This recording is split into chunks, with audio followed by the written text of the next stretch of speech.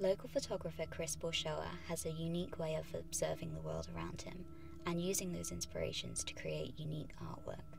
With the freedom of his own studio, Dark Horse Studios, Chris feels that he has taken the next step in his photography career. My work explores like really deep, I don't want to say maybe not dark, but really deep internal struggles that people have. They usually sprout from like my experiences, but these are things that people face every day, so it's relatable on so many different levels. Woven-born photographer Chris Borshowa focuses on human art as exploration of human physical appearance, but also psychological and emotional appearance.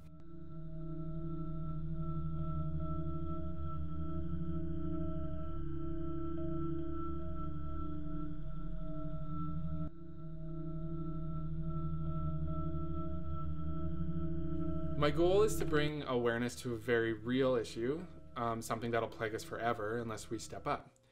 If we can change just one person's mind, their outlook, or their life, why wouldn't we do everything in our power to do so?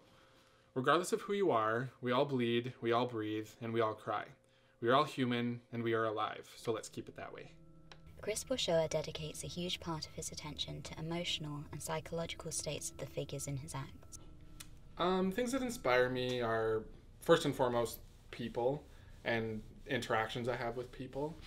Just because I think it's a really raw and real thing when you are face to face with somebody and talking about like their emotions or their struggles or something. So, because if you don't have a good connection with the person you're shooting with, it's gonna show in the photograph completely.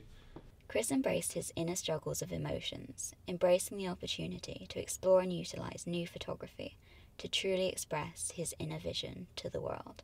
I'm not good at talking, so I don't know how to tell people verbally how I'm feeling or if I'm struggling with something, so it's easier for me to like emote by creating something and feeding off other people while I do that. So I want, especially with what I do, I wouldn't necessarily say it's political, but I want people to see my stuff and feel some sort of connection and relate to some sort of emotion or struggle that they can then like heal themselves with. That sounds super corny, but like as an art viewer myself, that's what I want, right? I want to identify with something and know that I'm not the only one going through something. I feel like that can go a long way in society. I've been shooting since 2012, and I've shot with over 300 different people that I probably would never have interacted with aside from doing photography.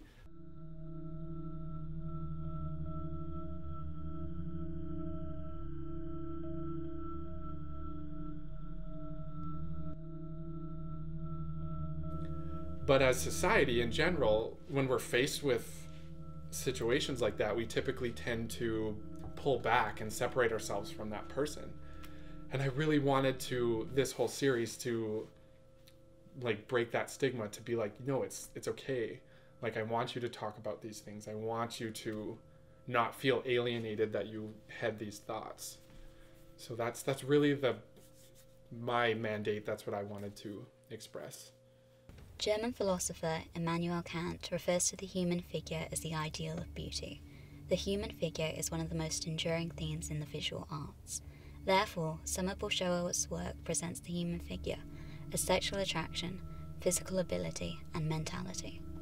In aesthetics, the human figure or human form in art, sculpture and other art forms involve a study and appreciation of the beauty of the human body in its depiction or presentation. The study involves an appreciation of the body shape, including body postures.